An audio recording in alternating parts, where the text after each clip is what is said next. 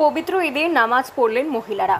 বিগত কয়েক বছর ধরে মুর্শিদাবাদ জেলার কান্দি শহরে মহিলা জামাত হয়ে আসছে ঈদ উপলক্ষে।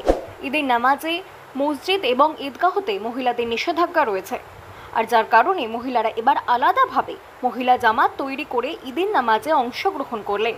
ঈদের নামাজ পড়ে মহান আল্লাহ তাআলার কাছে নিজেদের দোয়া প্রার্থনা করতে দেখা গেল মুসলিম মহিলাদের। এক মাস রোজা রাখার পর ঈদের নামাজ পড়ে আজ খুশির ঈদে সামিল হতে চলেছেন মহিলা মুসলমানরা।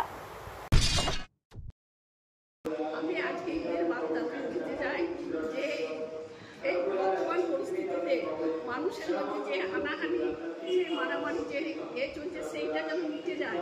ঈদ হচ্ছে মহান মিলনের দিন, সেই মিলনে যেন সবাই সুখে শান্তিতে থাকুক। বিশ্বের হিন্দু মুসলমান বলে কোনো জিনিস না থাকুক, আমরা মানুষ, তাই আমরা সবাই মিলেমিশে মানুষের আত্মা নিয়ে সবার সাথে মিলেমিশে ভাই ব্রাদার হয়ে থাকতে চাই। এই আমার পরিকল্পনা।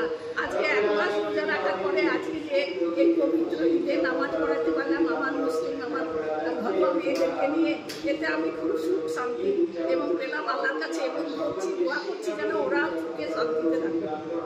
কি নাম আপনার?